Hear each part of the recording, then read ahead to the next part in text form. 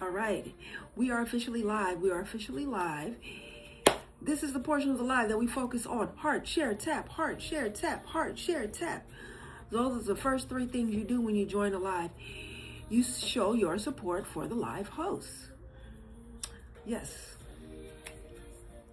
There's a word that's escaping me right now, but I'm gonna find it in there. It's in there. I'm gonna find it. I'm gonna find it.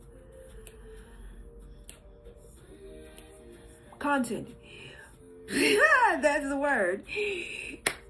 Support the live host that is creating quality content that you enjoy, that adds value to your life. There it is. I'm telling you, sometimes just basic words, I'd be like, where is it? Where is it? It's in there somewhere. But anyway, welcome to 50s. This is what they tell me. Yeah. All right, so we're just getting started. We have literally been live for 2 minutes. Started the live at 4:05.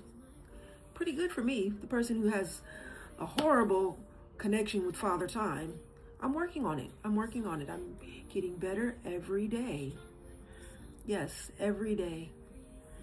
About my relationship with Father Time. My relationship with Mother Earth, pretty good. But Father Time, not so much. I even asked my birth mother, was I overdue? She said yes. So I feel like I was born late. This is I don't know. This is a part of my DNA. All right. Me and my jewelry. All right, so let me tell y'all why I have this as a topic. I have this as a topic for a couple of different reasons. I have this for a topic because within the adoption constellation and foster care, there are several different groups of people, right? There's social workers, there's foster parents, adoptive parents, adoptees, former foster youth, and everybody is experiencing the system differently, from a different view, a different angle, a different distance, I'll say. And in my opinion, everybody gets lied to. Everybody gets lied to about the other group of people, because divide and conquer is in everything. So it won't be until we start listening to each other and listening to everybody's experience that we can be like, dang, well, you got lied to, you got fucked over too.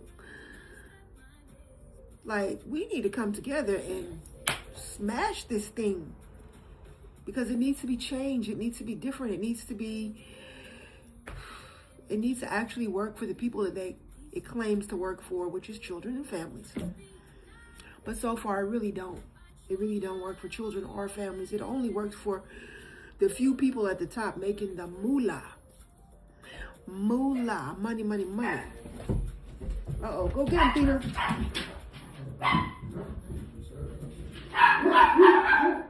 Maybe it's the mailman. I'm not going to worry about it too much unless I hear the doorbell ring or something. Might be a package.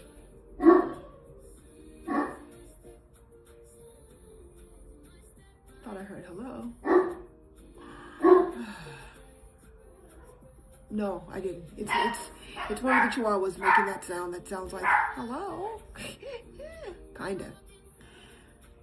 But yeah, everybody gets lied to, and we all need to be listening to each other. That's the only way it's going to change. And I think out of all the different components of child welfare, foster care, and adoption, birth parent voices are the ones listened to the least, last on the totem pole to be heard.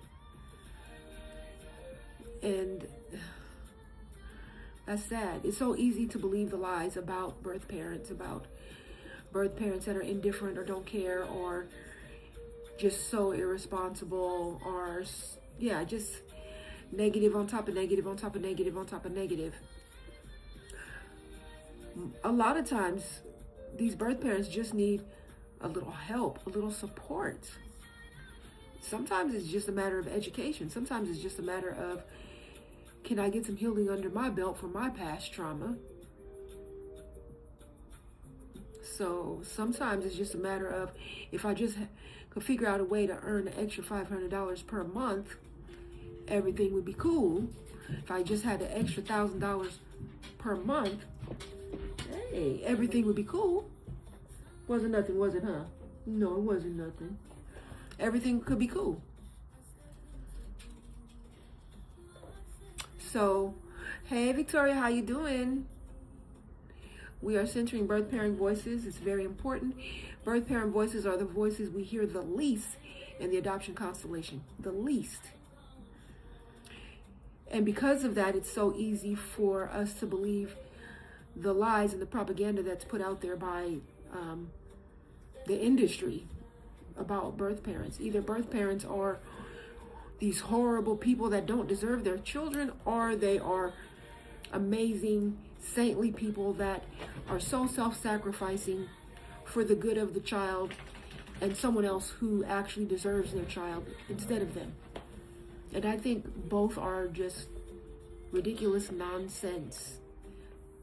Furthest from the truth.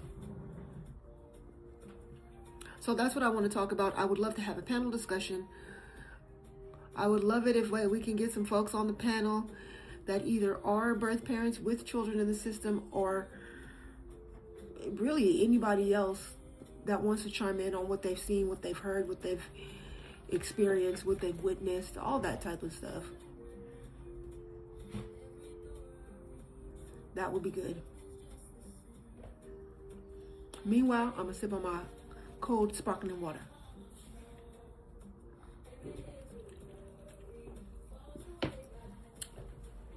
Woo, seems to be thirsty. But yeah, that's what. All right, thank you so much for sharing the live. I appreciate it. It does make an impact. Heart share tap, heart share tap, heart share tap. I believe I figured out that if we can get at least 4 or 5 people doing heart share tap, it makes a difference in the first few minutes of the live. If that doesn't happen, I believe the live just tanks, which sucks. Oh my God. That's the sound of 2 chihuahuas wrestling. They're having fun. Nobody's in danger. But yeah, I think it makes a difference, and that can't be me. I found out if I'm the only one doing heart share tap, the live tanks. And tanks meaning it gets repressed. Nobody knows I'm live. Nobody can find me. It sucks. Very discouraging. Making me feel like I should just quit. I'm not even gonna lie. Making me feel like, well, this might be my last live, because who cares?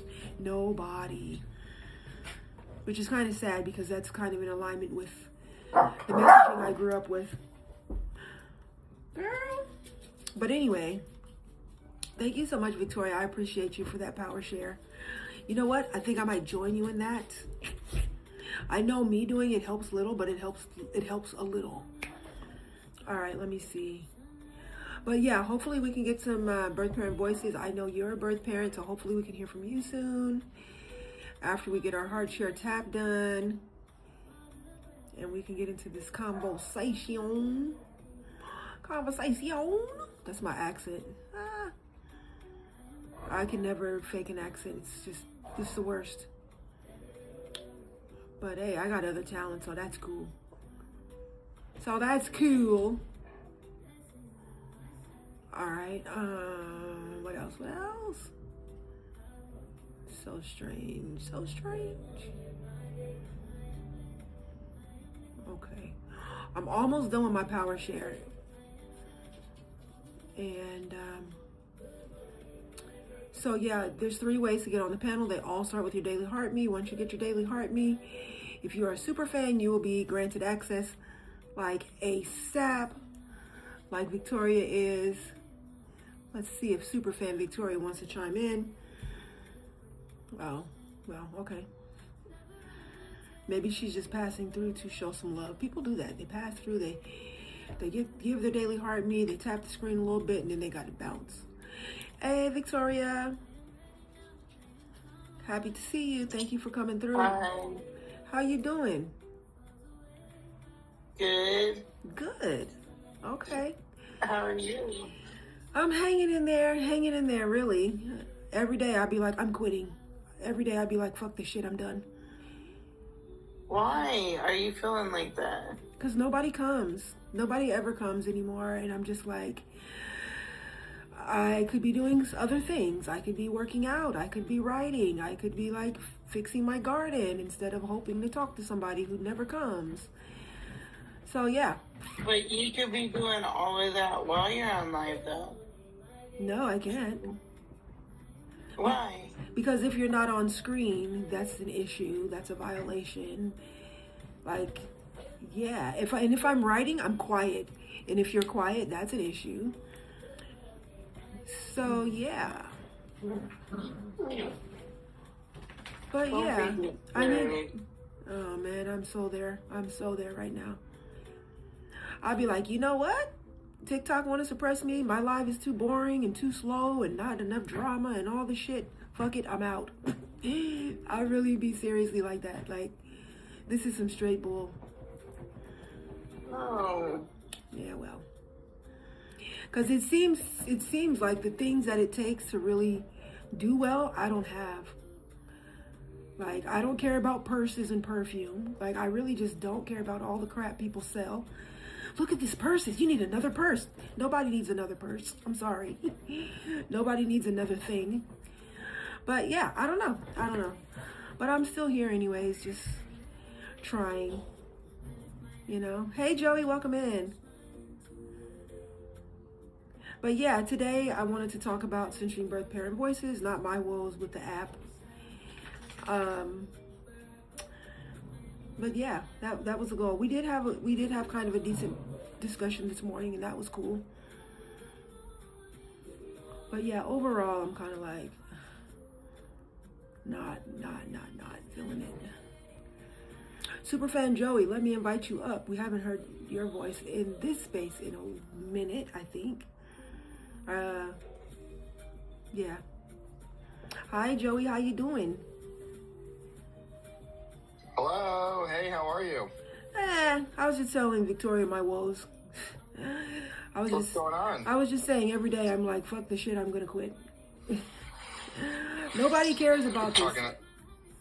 You're talking about like this live and everything? Like Yeah, like going live, like yeah, I don't know. I don't have the right personality. I don't have enough drama. I don't have enough whatever. It's starting to get to me. Yeah, they say if you're live... I understand how that can be getting to you, but like, I really would... it's going to be easier for me to say it shouldn't, you know what I mean? It's going to be hard because you are putting so much work in, but like, the people you have brought into this room are some wonderful people. True. So you have met some amazing people. It just hasn't hit the numbers that you want it to hit yet. True. So I hate that the algorithm and the numbers are making you feel like that when like us coming into this room really appreciate everything that you have done. Yeah, thanks. I appreciate it. Yeah, I do appreciate the people that are my few regulars. Don't get me wrong. But I feel like y'all are burned out because there are no new people and no new energy. And I don't know if there ever will be, honestly, because I don't know. I'm only a few people's taste, I guess. So, yeah, I don't know. Every day I'd be like, this is going to be my last live. I swear to fucking God. I'll be like, that's it. Because they say if you've been live for 30 minutes, and you only have like a few people, just shut it down and wait 30 minutes and start over. That's like a reset or something. So I did that yesterday or the day before. I don't know. Maybe it helped. I don't know. It's too many maybes. Maybe it's this. Maybe it's that. Maybe it's this. But yeah, I think either I'm going to not do it at all or I'm just going to do it when I feel like it or something. Because I don't know. But those are my woes. Hey, Care Bear, how you doing? But yeah, today we're supposed to be talking about centering birth parent voices, hoping to get some birth parents in here. We did have kind of a decent discussion this morning with the few folks that rolled through. I think I was on like an hour and 10 minutes. Yep, an hour and 10 minutes. Will you give me an example of like centering birth parents' voices? Sure. Just asking birth parents that have children in the system, like, what was the experience like for you, and letting them have a chance to talk about it. That's it.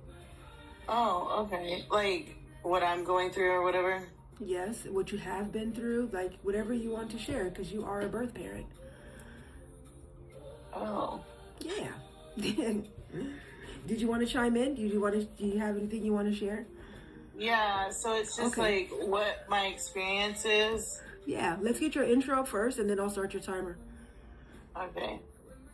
My name is Victoria. I'm 44, and I was an orphan growing up, and I have a son in the system. What's your pronouns? Her. All right, let me get your timer, and you have the mic. Centering birth parents' voices would be, what I'm dealing with at this exact moment would be, like when the change has occurred, not to let your past, like, I tend to feel like all these places that they set up these visits, they see like this, like the cop said last time, like, I read your file. Like, okay, I understand you read my file. You know what I mean? Like, I understand that I told you guys from jump, like, I may not have this perfect background. I don't, you know what I mean? Like, I have a very colorful background. So I feel like when someone has a background like I have, or even worse, and has dedicated their life to be 100% changed from what they're used to, I feel like people should not use that against them and be more supportive in their new way of life, if that makes sense. It does. And it not affect your parenting or how you love it doesn't affect how you love your kid any, you know what I mean? Like, so yeah, I feel like there needs to be more support for the birth parents. I agree. I agree with that 100%. Like, so many spaces, people aren't allowed to grow and change. It's like people struggle to not see that file. To be like, so who are you right here, right now, today? Like, how are you right now, right here? Which is the problem with a permanent solution being used for a temporary problem. Like, if someone is struggling with the disease of addiction, people can get clean and change their life. If someone is struggling with mental health, people can get stabilized and change their life, right? So it's like, you don't need a permanent solution for something that is a temporary problem. And that is the issue with looking at the file first. Like, meet the person, meet them as a real human being first. When I worked at a group home for teen moms, I never would look at the file first. I want to meet the girl first and see who she is, how she is. And then I'll look at the file later and be like, okay. But I know a lot of the staff, they would grab that chart and they would be in the staff office like, oh my God, oh my God, oh my God. And it's like, so as soon as you walk up to this person, they already feel that judgment coming off of you. And the crazy part about go ahead, I'm sorry. No, I was just going to say, I used to like not want to do that because I don't want that energy coming across. I want them to know, like, I'm really interested in meeting you. What are your goals? What do you want to do while you're here? And like, one thing that I'm struggling with is I'm going against a system that raised me too. And so like, all their like, oh, you're not educated, or you did this wrong, or you did this wrong, and it has to do with like court papers or court documents or something like that. Like, why are you guys judging me and not helping me? And I came from your whole system. Like, you understand what I mean? Like, y'all know I didn't come from, like, a regular home or, like, a regular setting or anything like that. I legitimately came out of your all's system, and that's what you guys are using against me. Right. So, therefore, my education level shouldn't be used against me because y'all never taught me. Mm-hmm. And that's the other thing that I have a problem with is that they, like, for instance, if something happens with my son from now until whatever, he's going to go to jail. You know what I mean? For his actions, because he's not a kid anymore. Let's be realistic right now. Right, right. And they don't, they just, like, they don't teach, you know what I mean? They don't teach. They just don't teach reality, I guess. Right. And no life skills, no survival skills. None. Yeah. None whatsoever. Yeah, Care Bear said because they know their system is broken. Yeah.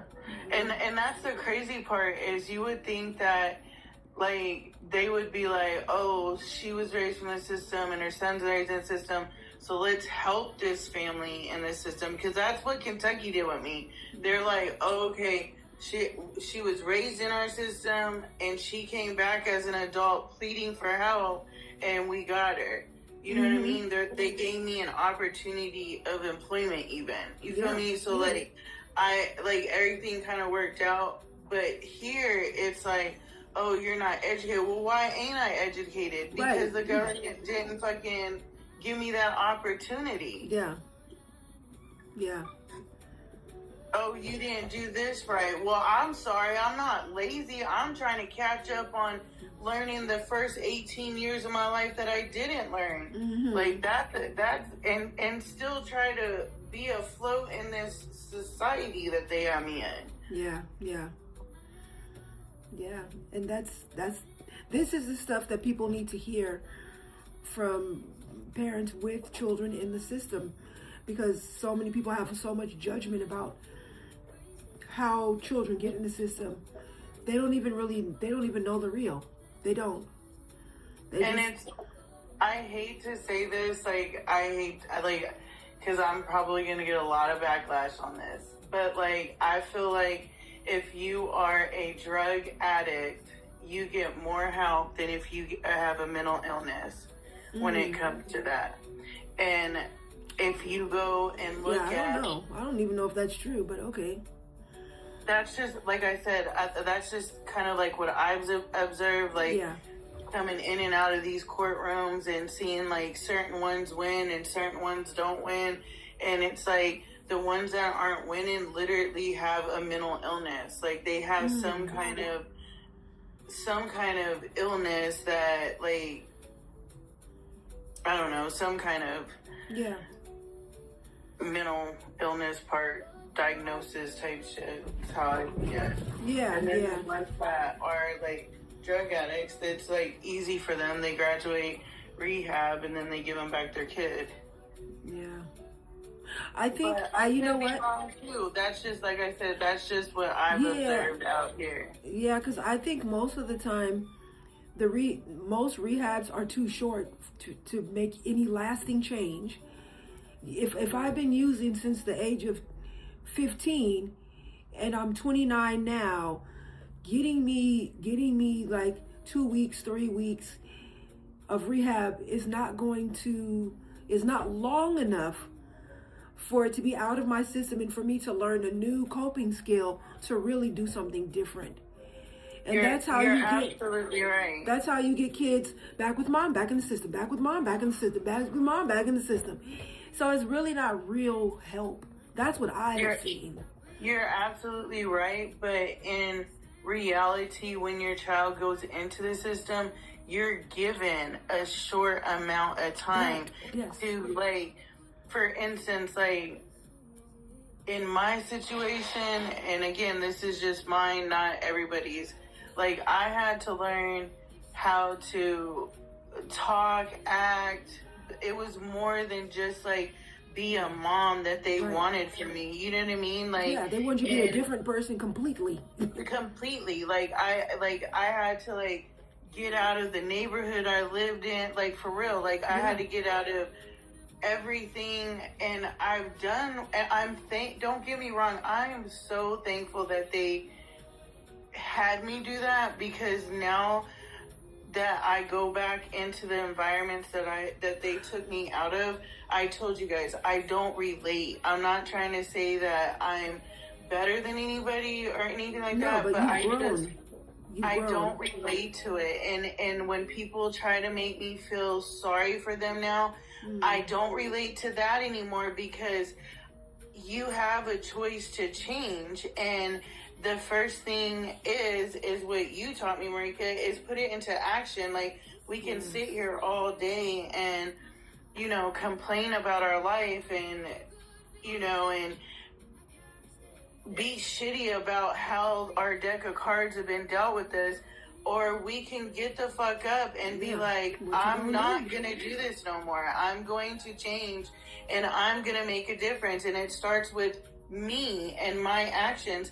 And if I can do it, anybody else can do it. Because 2-3 years ago, y'all probably wouldn't even liked me. I even talk differently right now. You know what I mean? And I still talk like I shouldn't. I'm still trying to learn. Like, there's certain words that I still say that if someone catches me and they're like, what's that? I'll quickly be like, now you tell me how to say it in your words. How do you know what I mean? Because I want to learn. And that's where, when I go back to my old environments, I feel like they're not ready to learn, because they're just set and comfortable into their own ways.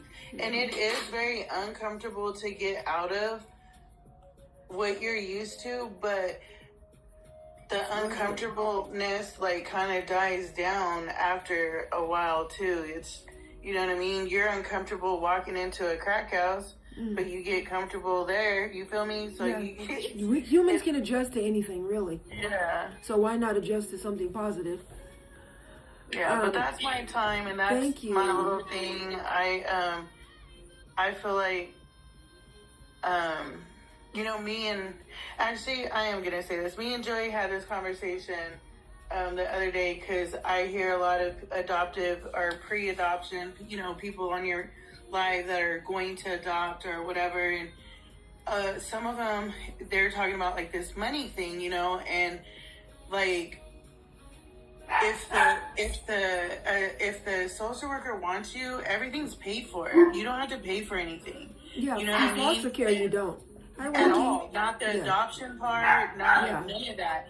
And so, like, I wish that they had more the same energy that they do for taking your child and adopting them out as they would the resources to keep that family together, if that makes sense. You and me both. But, yeah, because our kids aren't dollar signs, and that's exactly what I feel like is going on in this world. But that's all I have. Y'all have the best day ever. Marika, don't be discouraged. When I first started selling, I'm just kidding.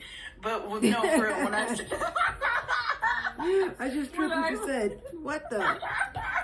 When I first went into sales, they said you're gonna get 100 no's before you get one yes. True. And then when you get that one yes, that word of mouth gets, you know what I mean, to two yeses out of 100 or whatever type crap or whatever. I don't know how to say it, but just I get you 100%. Yeah, just keep on, like, it doesn't matter, like, keep on. I went and sold pineapples and pickles, and I did really good at a park yesterday, but then today I didn't sell any, and I felt like you too. I'm like, I'm throwing them all away. Right, throwing this shit in the trash. I don't care. I'm like, no one likes them. Right. But man, it's like, there's not anybody here, and maybe they don't like that. Like, right, and maybe tomorrow somebody will. Yeah, I hear you. So you can't give up though, because if you give up, then you will never. You'll never know. You know, you can't grow if you give up. All right. All right. I hear that. All right. Thank you so much, Victoria. Joey, how are you doing? Do you want to chime in on this topic or anything else for that matter? Yeah, I can chime in on the topic. All right. Let's get your hi, intro everyone. and then I'll start your timer. All right. Hi, everyone. I'm Joey. I'm 36. My pronouns are he, him. I'm a former foster parent. I'm an adoptive parent. I'm a foster parent and adoptive parent mentor, and a former direct support therapist for children with autism in the system. So from my introduction, you know, I am not a birth parent, but I have worked alongside with a lot of birth parents. And one of my mottos is foster the family, and that would go hand in hand with centering birth parents' voices. So how I centered them when I was a foster parent was, when I go into any situation, I'm gonna first let them know, like, I'm here for you. I'm a cheerleader for the entire family. Like, yes, we're gonna do what's right for these children, but I'm also here to support you. And by doing that, that is gonna be showing them that I'll center their voice. Like if biofamily, like if the parents can't get in touch with the case manager, I make sure that they let me know, like, if you've sent multiple emails and you're not seeing any responses, let me know, and I'll send that email and I'll CC the supervisor on that email as well, because once that supervisor is CC'd, I'm guaranteed a response. And I'm not allowed to just give out emails that I have. They have to be approved. Well, through our agency, they had to be approved. So I told them, like, I can't give you that email, but if you send me forward those emails to me, I will forward them to the case manager and her supervisor, and we will get the ball rolling on this. Nice. Another way that I centered birth parents' voices was by actually shutting my voice. So, and that has to go towards the adoption aspect when you get into foster. I let every family that I mentor, like, it is in everybody's best interest, like, don't bring up the fact that you would adopt if it goes that way. That doesn't need to be spoken, because we haven't gotten to that part of the case yet. Right. And when you are speaking that, then they have a backup plan in their head. Right. So you can center their voices by closing your voice, and then the attention is focused on them, and they can see, like, oh, they're doing this, they're doing that, they're doing this. Or even if they're not doing it, they can at least reach out for the resources. And when they're not doing it and there's already a backup plan, that's going to hurt the bio family even faster. Right.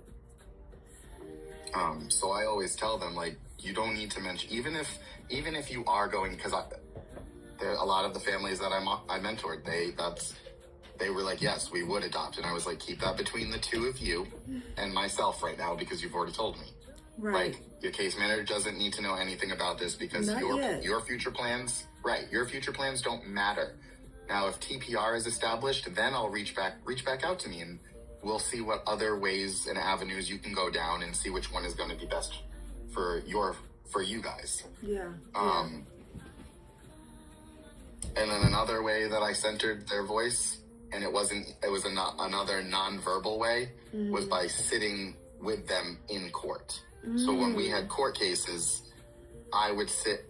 I couldn't necessarily be right on the bench with them, but I sat on the side behind them, showing that, like, we are a united front. I'm here on this side listening to them, and we're going to work together. That's beautiful. Instead of being in opposition. Yeah, I appreciate that big time. Yeah, and those were just some things that I could think of off the top of my head. I mean, there are things that I pass down to the families as well too. I'm like, just, you signed up to foster the family. Like, that's essentially what you need to be doing. Right. You're not going to always agree with these people. There's going to be egos that get involved. You're going to read case files and you're going to get upset. But you also need to stop judging people for the mistakes they made, because people have also forgiven you for the mistakes that you have made. Right. So if we are given grace, we need to give grace out as well too. I agree 100% with all of it. Thank you so much, Joey.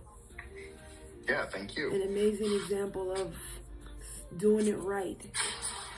you know, because there's so many examples of folks doing it wrong. I'm like, can we like magnify and highlight someone doing it right so we can, you know, I'm a strong believer in focus on what you want to see more of.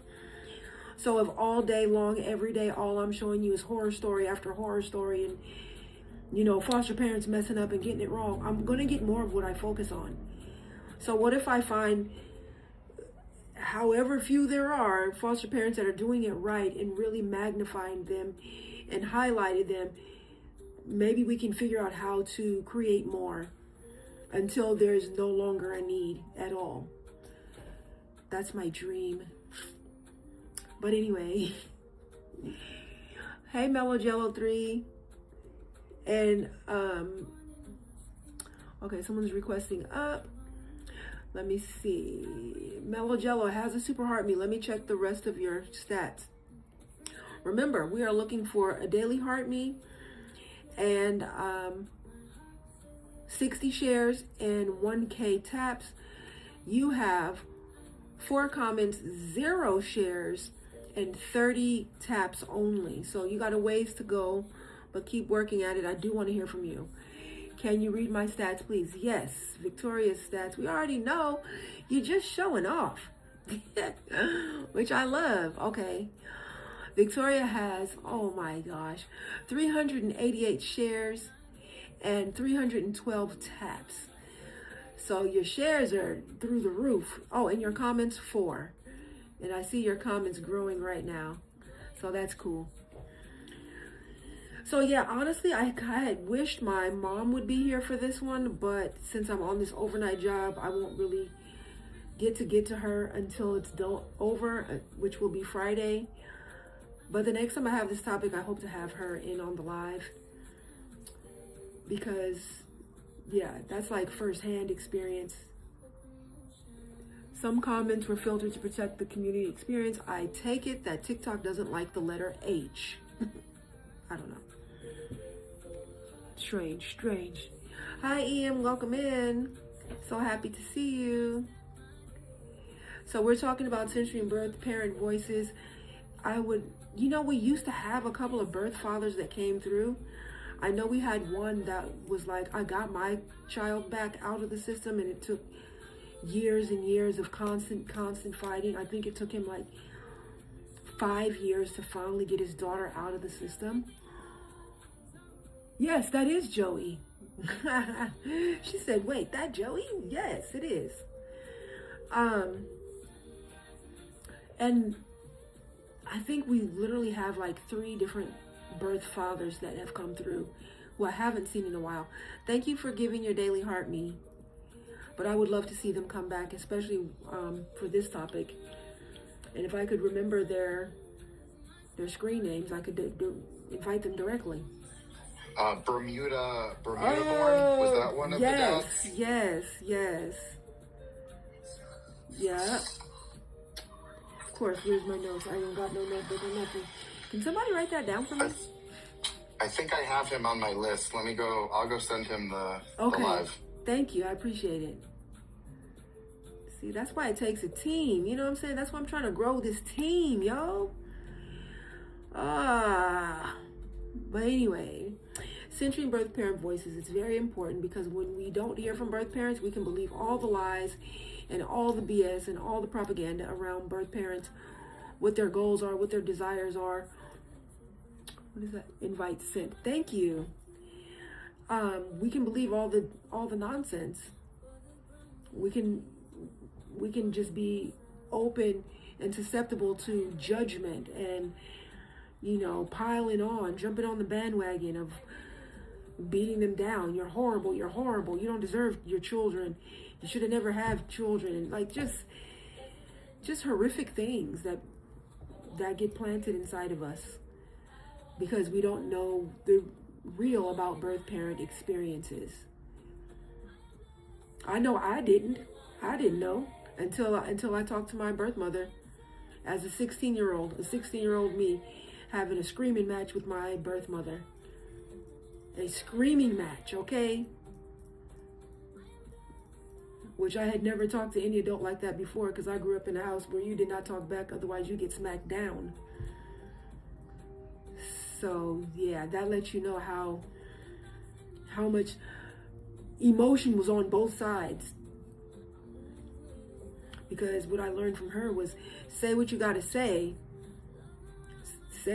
freedom of speech, but be sure you can handle the repercussion and consequences. That was her attitude. And I know we got into a yelling match about, where were you? You were living a party lifestyle. You didn't care about me. You just left, and yeah, it got pretty bad. And she said, you better be lucky I can look at you and still see those big, beautiful brown eyes from when you were first born. Otherwise, I would have punched you in the face. And I laugh about it now, but it stopped me in my tracks. I was like, huh? Wait, I don't know how to feel about that. I don't know what to think about that. Like, in a way, it's sweet, and then in a way, it's so not. But yeah, you don't know until you actually speak. Get the information straight from the horse's mouth, as they say. Hey, LC, welcome in.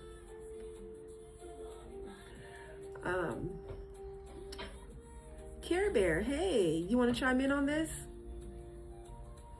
I can't. I don't know. I'm not a birth parent, so. Do you know any? What have you seen? Have you talked to any? Do you have any experience talking with birth parents at all? I know it's, we are censoring the voices of birth parents, and if they come through, of course, we will put them on the panel front and center. But until then, why is it important? Yeah, I have. Why is it important to censor birth parent voices? Or do you even think it is important? I don't know. But let's get you want me to do my intro first? Intro first, and then I'll start your timer. Hi, my name is Kira. I go by she, her. I'm 51. I used to work with families experiencing homelessness, and sometimes our families had their children pulled. Sometimes I was a part of reunification because I was the housing navigator, and finding housing was the last part of their reunification plan. Got it. So I've told this story before, and maybe there's somebody here new that hasn't heard it before, but I do think parents' voices should be at the center of what's happening with their own children. So what I did is I did outreach, and so the city, several cities in our county had me on call, that if they were having a call with or an encounter with somebody experiencing homelessness, they were to call me, and if I could drop what I was doing, I would drop what I was doing and meet them at the location that they were at. And that was always a priority for me to do that because obviously we want our police, we did a lot of training with them on, interacting with people experiencing homelessness, and a lot of the officers were really amazing with it. And so this was an officer I knew really well. And so I did drop what I was doing. I went out to the scene. I got on scene, and it was a van parked in front of a park. There was a mother, multiple children. She had stopped there to let them play at the park. She was at her wit's end. She was tired. They had been sleeping in the car, and she felt like a horrible mom because that's the situation they were in. And she was just like, I want better for my children. I started talking with her, and she had been in contact with this nonprofit, which I'm not going to say their name.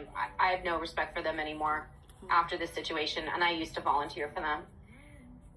What they had said was essentially they had a home with a couple that would take her children in, and she had to sign a contract that she would not get her children back for a year. I said to her, is that what you want to do? Do you want to, because there's no judgment here. Like, if you want to give your children to them, then I will do everything to help you. But is that what you want? Yeah. And she just broke down in tears. Right. She's living in her van with these kids. She feels horrible because she knows that's not the best situation for them. She's not a bad mom. She's not taking care of them. She just doesn't have a physical place to live. And she was like, of course I don't want to give my children away, but I don't want them. It was like summertime. She's like, I don't want them in the van. And I was just like, it made me mad, pissed me off, excuse my French. No need. Because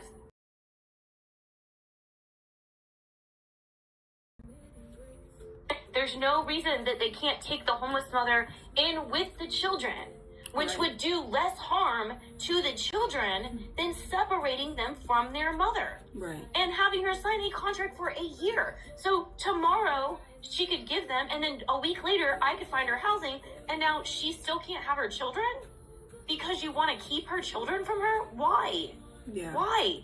And you have an opportunity in a brand new home, a gorgeous home with probably qualified couple that could also help like mirror good behavior, like how to be a parent, give her some respite. She was trying to go to school, and it just like, it was so disgusting to me to see that they did not center her voice at all. They thought they knew what was best, which, I'm sorry, splitting a child from their parent is never good for a child. No. I mean, we do it, it has to be done sometimes when there's situations. This wasn't a situation where mom needed to be separated from kids. No. There's no drugs, there was no rugs, sorry. There was no anything going on. So luckily, I know, because who I was in the work I had done, I reached out to a shelter that I had a very good relationship with that worked with single mothers. And because this mother was trying to go back to school, they had a house just for mothers going to college. And when I told her the situation, she was like, we will find room for her. Period. Because I was so livid. I was so disgusted that this mother was put in this situation by an organization that is celebrated in our community that gets awards. Like, why do better? Like, be better. And so that's definitely a story where a mother's voice absolutely should have been centered. I'm so glad that I got to be there to amplify it and beat a drum and scream from wherever I needed to scream from to get her voice heard. But that shouldn't be the case. It just shouldn't have to be that she got lucky that I was the one that got called to the call, and that I was the kind of advocate that just didn't put up with that kind of bullshit. Yeah. You know, because it could have been another advocate that just would have been a yes person and just been like, okay, whatever. It shouldn't have been like that. It absolutely shouldn't have been like that.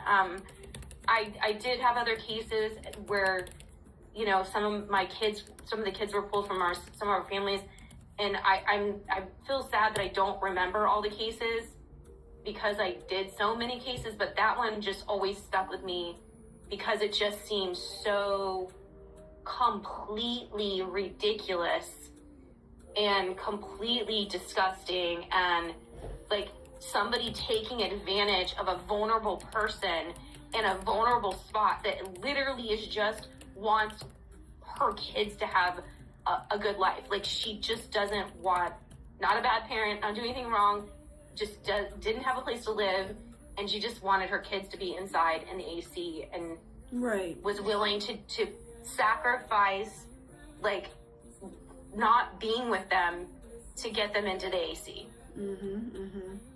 So, anyways, that's the only one that really got me, but it really has stayed with me. I mean, this was probably over 10 years ago. It still sticks with me, and to this day, if somebody's like, oh, I usually volunteer I'll be like, do you know? Right. Let me tell you, what do you know about this organization? Because let me tell you what I know about this organization. Is there any You know. chance that they've changed their policies or anything? I don't know. And, you know, honestly, now that I look back on it, and I'm glad you asked me that question because it just made me think of something. Honestly, I should have reached out and said, this is a case that I just stumbled upon. Can you explain to me why you would do this?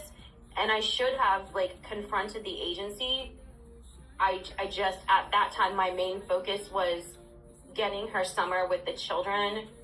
But now that I look back on it, I really should have given them the benefit of the doubt, and I should have called and said, have you considered doing this differently? You know, why? I had heard other things in the community about them, and that's exactly what you're talking about. I had like heard some things, and so in my head, and then now I'm getting confirmation with this story, but I should not have missed that step.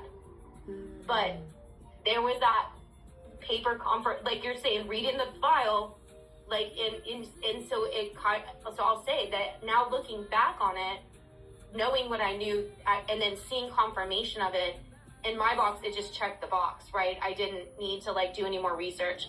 But honestly, if I was going to be a part of change, I should have called, and I should have said, this is what I'm dealing with. I'm going to put her here. She's going to get the help she needs. Right. But moving forward, do you not see how like this could look unethical, or how it could be considered a bad practice? Yeah. You know, but that was like over 10 years ago, you know, like hindsight, you know, I've grown since then. And I actually I just now realized it.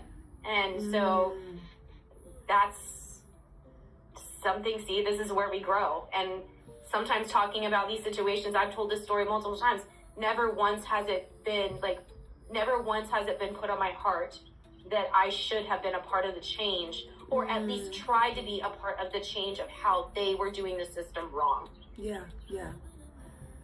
Well, yeah, that's like you say, hindsight is 20/20. It's like it's all clear when you're looking back on the situation. Yeah, but no, I mean, just even talking about it now, like now you like the fact that you're like, did they change? Now I'm like, should I call them? Should I call them now with this story and say, hey, like this happened many years ago. Tell me what is your policy now? Yeah. And if it's still the same policy, maybe it's like I need to set up a meeting with them and say, hey, I want to talk about how you could do this differently, because you are potentially harming parents and potentially harming children. Oh my gosh, like that just get on my heart really big. Oh my gosh. And you may find out, yeah, that happened, and we actually had a meeting about it, and things are different. You never know. Or I may find out that they're just like, no, and then True. it's like, but also too, like maybe they're willing to listen to somebody, maybe they're not, you know, but yeah, if I you have want to not find given out, them the opportunity. Yeah, and maybe you'll find out. But yeah, Wow. keep us posted if that's what you choose to do. Yeah, I definitely, like, I'm not really good with confrontation, so I would have to, like, figure out a way that would feel comfortable. Like, I guess sometimes I am, like, if I was still in the situation with the client, and it was going to help her, like, I think that I would, and maybe I just need to think of all the other kids that it could help. Right. And try to come out of a way with, like I say, with curiosity, and maybe some open-ended questions, and being prepared to try to be gracious about it with open-ended questions and curiosity, instead of coming from a place of, like, I had this horrible experience with your organization. Right. Yeah. All right. See, Cool, I learned, I cool. grow on here. So I know, like, Yay. I know you're frustrated, but, like, Yes. that's growth. Like, even, like, I've done a lot of advocacy, but that's growth for me to, like, recognize I could be actually helping this agency by having a conversation with them that I could have had 10 years ago. Well, hey, everything in divine timing, right? Everything happens when it's supposed to, and yeah, that's all I can say about that. But thank you so much, Care Bear. I am going to, I know Mellow Jello 3 asked me to check their stats. The chat is a little harder to read with this setup, but I hear the setup is better than what I had, so I'm giving it a try. All right, Mellow Jello 3 has 6 comments, 71 likes, 1.4K taps. That is quality engagement.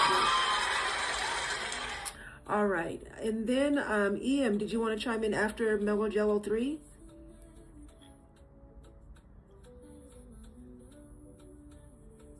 Oh, why did it do that?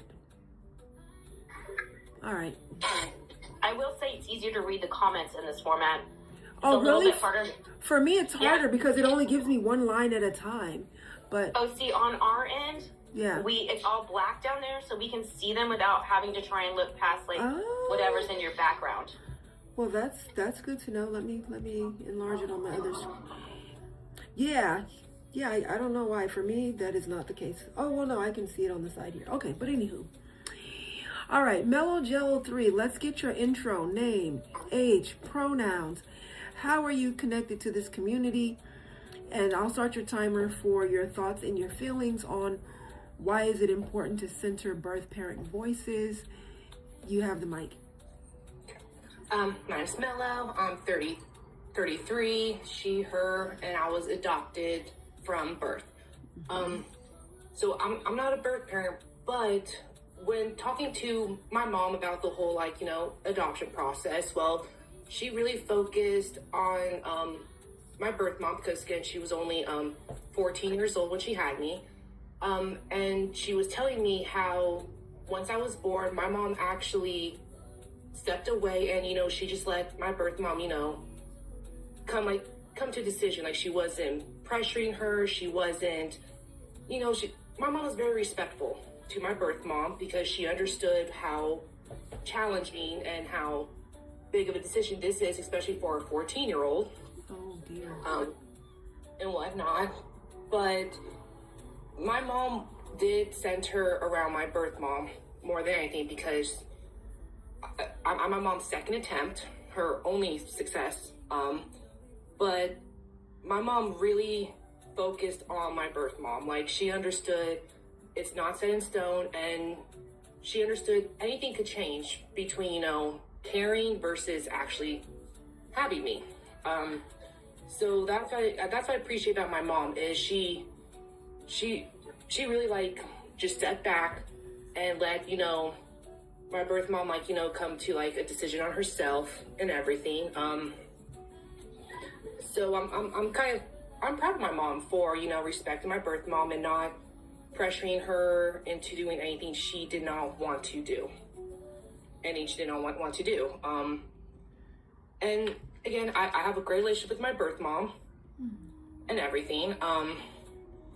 And I do wish it was more like that. I do wish, like, potential adopting parents would focus more on the birth parent, like, letting them decide, like, don't pressure them, don't force them, don't feel like they have to do such a huge, let's say not situation, but a huge, like, make a decision, right? Yeah, very big decision. And the more I talk to my mom about it, the more I really respect my mom and how much she respected my birth mother's choice on whether or not to give me up, which I think is phenomenal. And I really wish more adopted parents were like that, because at the end of the day, it's up to the birth mom, no one else, and they should not feel pressure to do so. And my mom waited, like, the whole time period, like, with the hospital and all that stuff. Like, she waited till, she was able to go home before before discussing it further with my birth mom. But she decided to go through with the decision of giving me up, which I admire my birth mom for doing that. But that's probably how I can speak on this, is knowing that my mom centered around my birth mom, making sure it was her decision, her choice, and she didn't feel like she had to do it. Which I respect my mom too. I mean, that's very big of her to do that, even though my mom always wanted to have a child. But she also understood that it's not guaranteed, which is why she's so protective of me, because, I'm her baby. But yeah, so that's how I can speak on this particular topic is, Thank you. my parents definitely centered around my birth mom for sure. I appreciate that. And did that change later, or did that always stay the same? Like, while you were growing up, were you connected with her still, or no? Well, my mom said they did exchange letters back and forth for a while, but after a while the letters stopped. And I've always known I was adopted ever since I can remember. They never kept that hidden from me. So my mom did keep updates with her, you know, my first words, allergies, you know. And I think and when I finally met my birth mom when I was 20, she said it just got too overwhelming, that she just couldn't handle it. So she went off on a bad path. You know, she got expelled from school. She got kicked out of the house. Like, she just went down a very, like, bad path. She got overwhelmed, it sounds like. And that's understandable. Like, I can understand, you know, that's a lot for a teenager to go through. Yeah. So she's still going through hormones, and then, but my mom did respect, you know, she didn't, when the letter stopped, my mom said, all right, well, that is that. But, when she turned 18, she invited my mom and my dad to a wedding, to her wedding and whatnot, and they attended without me, of course, but the fact that my birth mom reached out to them saying, hey, I got my life on track, I'm 18, 19, I invite you to my wedding and whatnot, and my parents accepted and went, and they said it went really well, you know, And you were how old at that time? You were like 1, walking, what, 2? No, you must have been like 5. Something like that, five or so. Okay. I mean, of course they did bring me along, because that would just been way too much, of course, but she I wonder if that was by her choice, if she was like, don't bring the baby, or, you know, I wonder how they worked that detail out. I'm not sure, but the fact that, you know, she reached out to my parents after she got her life back on track and whatnot, which I think is, like, really awesome right there, you know. It shows she trusted them anyways. Yeah, and then throughout the years, she stayed in contact with my dad, which is how I was able to find her when I was 20, when I went to visit my dad in Colorado. Sorry, my cat has the zoomies right now. Oh, cute. God damn, so throughout the years, my dad was able to keep in contact with her. And my mom had always said, when I turn 18, I can go and, like, look for her if I wanted to. And that's what I did. And when I was 20, I met her. I was able to get some questions answered. Nice. And even she said my mom was very respectful and very respectful on letting her make the final decision, especially after, like, you know, the birth and everything. Okay. Wow. Well, thank you for chiming in. I appreciate it big time. We're always glad. I just Always wish glad more when you people pop were in. like that. I really do wish more adopted parents were like that. Yeah, more open. Can I ask a quick question? Yeah. Are you open? Yeah, thank you. I'll make sure are you okay with that? Yeah. Are you still in contact with your birth mom as well? Oh yeah. I have been for the last 10 years. Well, I just think that it's, like, listening to you talk, like, I think that it's so amazing to hear you give your birth mom so much grace. Like, you just have a very gracious heart, it sounds like. And to be fair, they did try to use protection, but that protection failed, as you can tell, because that had other plans. So they did try to use protection as teenagers. So granted, they did try. Did not happen. I see. But yeah, we have a great relationship. I mean, a couple of years ago, I went to New York, you know, to visit her and whatnot. I have a half sister. I met my grandparents on her side of the family. And yeah, it's a great relationship we have. It sounds like your mom set that foundation from the beginning of being very centering your birth mom's voice. Oh, definitely. Definitely, because the first attempt was a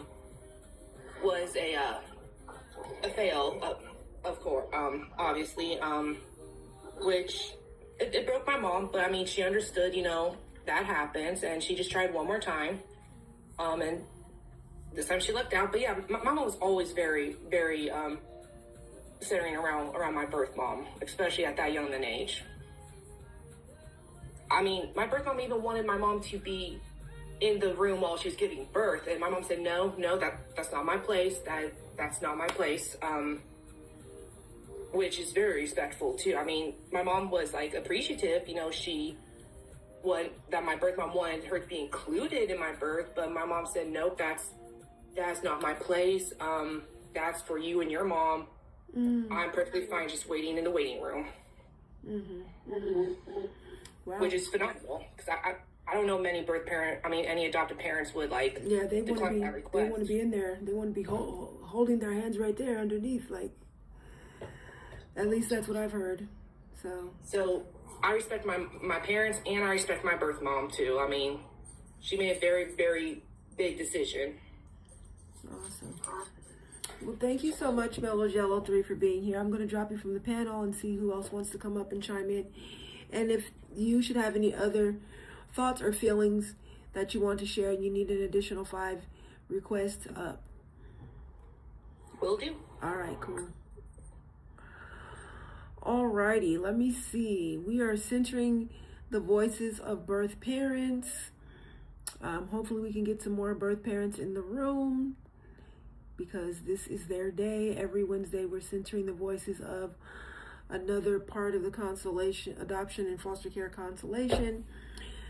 Today is birth parent voices, because like I was saying earlier, this group of people, their voices are centered the least, or at least that's from what I've seen, the least. Let me see. What?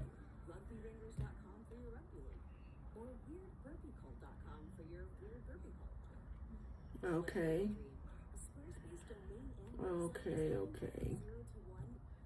Wait, Sweetheart 2026 reached membership level 10, but I think they just became a super fan.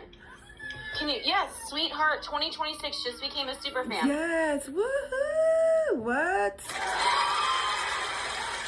Thank you. W's in the comments for Sweetheart 2026. Yes, all you need to do now is get your daily heart me, and you are on the panel.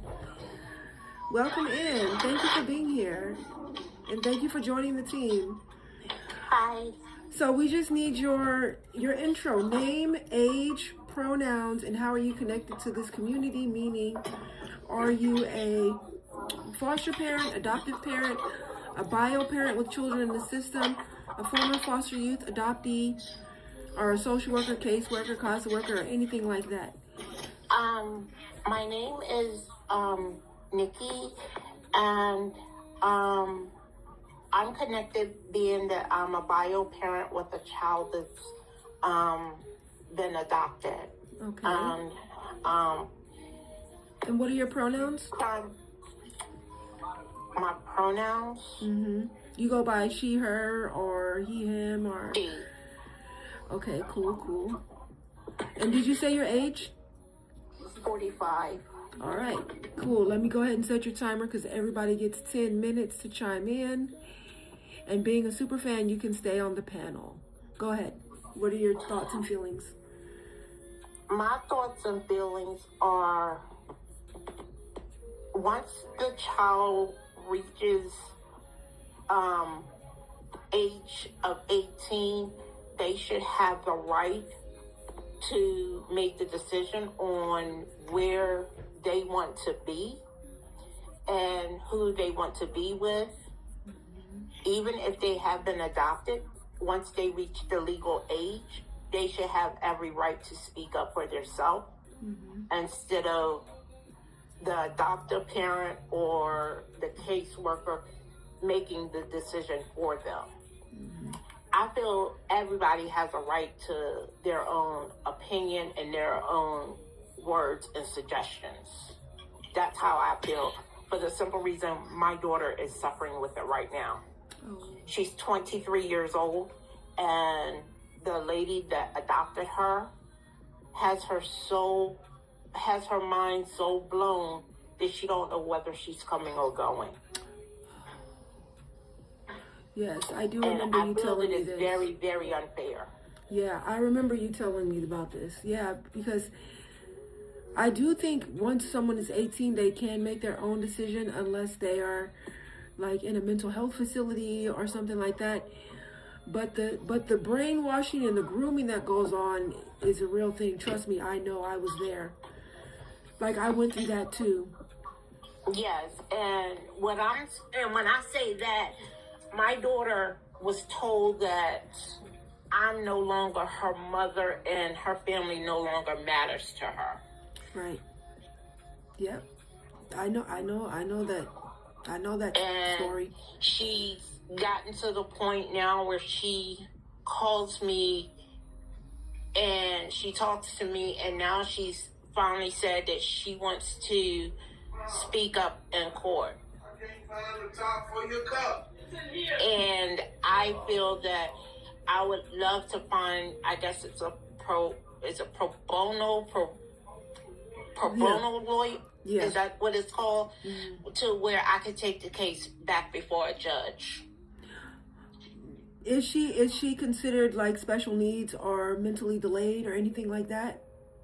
She does have an intellectual disability, which Okay. she don't know. When someone tells her something, she don't know what to actually go by or think. She goes by whatever the person she hears. I get That it. makes more sense now. Yeah, that makes sense because because if she didn't have that, once she turned 18, she can live wherever she wants, be with whoever she wants. But because she has that diagnosis, that's why the courts are still involved.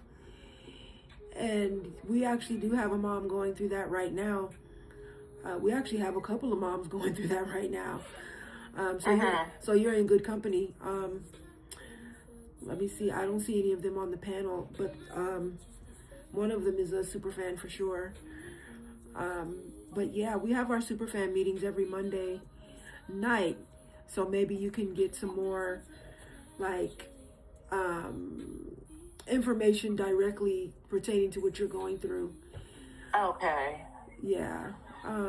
But yeah, that's hard because like you said, with your daughter still being kind of like disabled there, the courts are still so heavily involved because of that.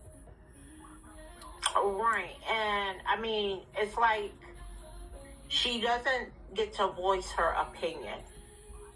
And it sounds Even like with- it changes too, depending on who she's talking to, maybe. When she goes to speak to the lady does not allow her to voice her opinion. Yeah. She's tried in so many ways to voice her opinion, and it's not being accepted. Yeah. Yeah, that's a tough one. And you said she's already adopted. And, Yes. And the adoption is considered a closed adoption? As far as I know of, I'm not for sure. Yeah. I mean, even if they said it was an open adoption, it's not legally binding. So, yeah, that's a hard one. And I was thinking that being that she's 18, being that she's 23, she can decide for herself where she wants to live and who she wants to live with. Yeah. Oof. Yeah, the mom that I have in mind is not in the room right now. I wish she was, because she could really give you some pointers. Joey and I just sent her a text to see Okay. if she's available. Okay, good. And if Thank she's you. willing to come back. Okay. I don't know what's going on right now, but if she is willing and able. Yeah, that would be awesome. Yeah, we actually have 2 different moms with kind of similar thing going on right now. So yeah. But yeah, I mean right now the most we can offer is some emotional support because that sounds very upsetting and yeah, like feeling like your hands are tied. Like what can I do now? What can I do now? At least that's how I would Exactly. feel. And when I have to see when she calls me on Facebook Messenger, when she calls me and I have to see her in tears because she wants to be with her family, then that hurts even more. Yes. I bet it does. I know it does. And they're telling her no. If she's like, I want to go be with my family, they're like, nope. They're telling her that we're not her family. The only reason we want her around us is for her to take care of us. No, Oh my. that's not why. Wow. Wow. Let me see. I'm trying to see. Oh, I can look at the chat over here. Let me see here. Okay. Let's see. Are you open to Care Bear has some assistance to offer? Are you open to that? Sure. All right, go ahead, Care I'm Bear. open to anything, any help. Okay, go ahead, Care Bear. Hi, my name's Kira. I've been working with Victoria to try and help her as much as I can. I'm not an attorney, I'm not a paralegal, but I am really good at working with ChatGPT and using that resource to help with the what's going on in your state, what's going on in your case. And I've been able to have Victoria give me as much details as with her case because she felt comfortable with that. And I was able to, use ChatGPT. I'm very good at prompting it. I use it for work heavily. And if that's something that you would like some assistance with, this is part of why I'm part of the group, because I used to be in direct service. I'm not currently in direct service. I worked with people experiencing homelessness, and now I help build housing for them, but I don't have that direct service anymore. I very much miss the direct service and helping individuals. So if it's something that you would like some assistance with, like I said, I'm not an attorney, I'm not a paralegal. I put that at the end of every email I send Victoria. And I always do say that this is AI assisted. But if you would like help with that, I'm more than happy to do that and talk you through. Also, I'm more than happy to teach anybody what I know about ChatGPT so that they can use it themselves in their own cases without having to go through somebody like me. So I'm happy to teach, or I'm happy to help, whichever way you feel like you would like, if you even want the assistance. But I would like to offer it. I would love the assistance, and I will follow you, and I just followed you. Awesome. I would love any assistance that I can get. Awesome. That's fantastic. That's what I'm about, connecting people with the help that they need, because that's basically my skill, right? Trying to connect people. But yeah, we got to know how to talk to these people and how to speak their language to get the results that we want. So I think that's what Care Bear is good at, and generously offering to help in that way, and has made a big impact with our other mom. So yeah, you're in the right space. You're in the right space. I did follow you, sweetheart, 2026, and I think you said your name, and I'm 51. My brain doesn't always remember things. So if you want to send me a private message, just let me know when you send it so I can go look for it. And Sure. then I'll give you a way to directly contact me outside of the group if Okay. you like that. Okay? Okay, thank you so much. You're And it's happy. nice meeting you. You too as well. Awesome. I love it. I love it. I love it. Yeah, you came to the right place, because there's things you can do. And you are not alone anymore. Oops. Oh shoot. Sorry about that, y'all. All right, sorry about that, y'all. My screen was doing some weird things. But yeah, hopefully our other mom can come back. All right, so yeah, your time is up. I appreciate you being here. We're going to try to get you some assistance as much as possible so you can get some contact with your daughter. I mean, even, I don't know, I feel like worst case scenario, at least visitation. What the heck? But hopefully giving her the option to choose, where does she want to be, All right. Let me see who else is in the room that has not had a chance to chime in. Kristen. Hi, Kristen. Welcome in. Everybody get your daily heartbeat, meaning Kristen. And tap the screen and share this out. Really quickly, let me just give the stats of the room. We have 11.2K taps, 1K shares, 6 people in the room. Our ranking right now, I think we're still in the D, but let me just double check. It looks like we are, I know by the time I figure it out, like 5 people already put in the chat. All right, I'll come back to that. We have been live. D1 99%. See what I'm saying? Thank you so much. Thank you so much. We have been live 1 hour and 21 minutes. We've had 71 viewers, 1 new follower, 5 gifters. This live has made a total of 3 cents. So those are the stats of the room. And, you know, we stay bouncing back and forth between the C and the D. Just back and forth between the C and the D. But that's okay, I guess. That's fine. I'm not going to, you know, fall out over it again. Again, I say, because I have fallen out over it. All right. Yeah, I don't know. I feel like this live is, we have about 8 more minutes before we can wrap it up. But before we do, with the folks that are on the panel, any last minute thoughts or feelings that to share? Let's go ahead and start with Joey. I haven't heard your voice in a while. Hi. Do you want me to do my intro again, or just? Yeah, just in case. Okay. Yeah. I'm Joey. I'm 36. My pronouns are he, him. I'm a former foster parent. I'm an adoptive parent. I'm a foster parent and adoptive parent mentor, and a former direct support therapist for children with autism in the system. I didn't have anything else to add on to the topic, but what I did want to say is, like, while we're all in here saying, don't get discouraged, which is what we want to say to you, it is also okay to be discouraged. So thank you. You're putting a lot of time, a lot of your effort into this. So I understand why you are discouraged. And while we don't want you to be, it is also okay to be. Thank you. And we will still be here with you. Thank you. I appreciate that. I appreciate it big time. Yeah, I'd be like, it's good, it's bad. It's good, it's bad. It's good, it's bad. Roller coaster. But yeah, thank you.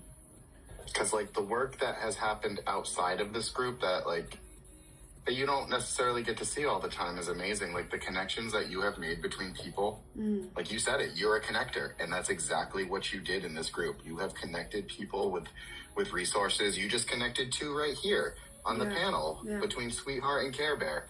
That was right in front of us. You've connected friendships as well, too. Like, I now have people that I get to talk to because of you, because of what you're doing in this room. So it is discouraging. It is okay for it to feel discouraging, but we will be here with you. I know that I have been more absent than present, but my love for this room has not changed. Thank you. I appreciate that big time.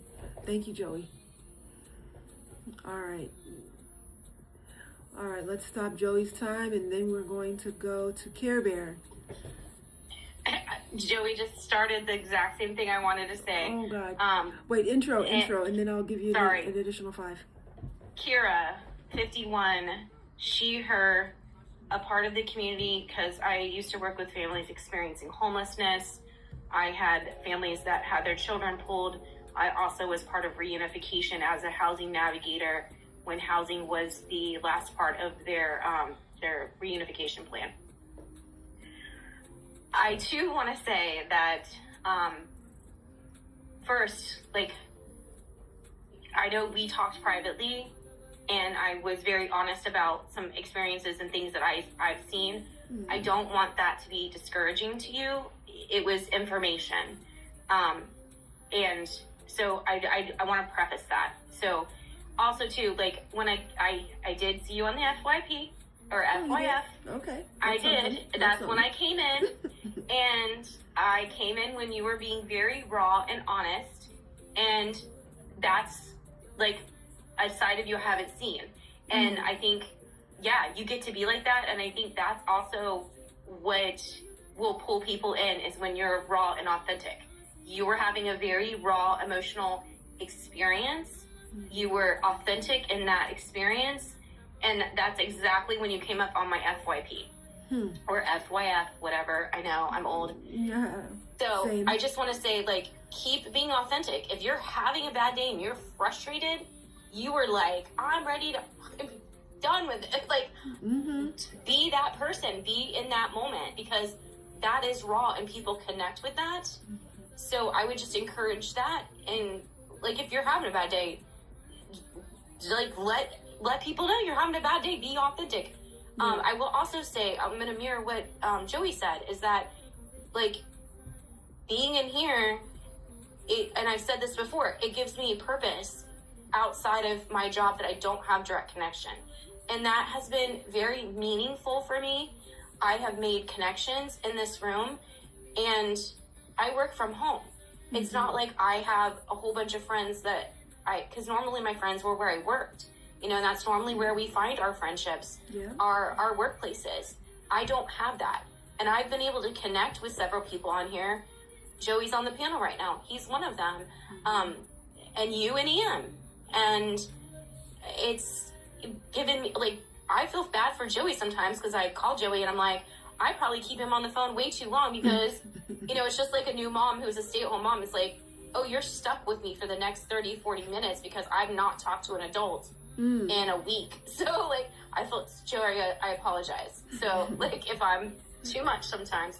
But I wouldn't have these connections. It's given me, you know, a lot of purpose to be able to work with Victoria in any way that I can. And, you know, tonight you're seeing that. You made another connection. You know, Sweetheart came up here. She became a super fan. And Yeah, it's awesome. like I said, I'm happy to help. But she wouldn't have that if this live didn't happen today.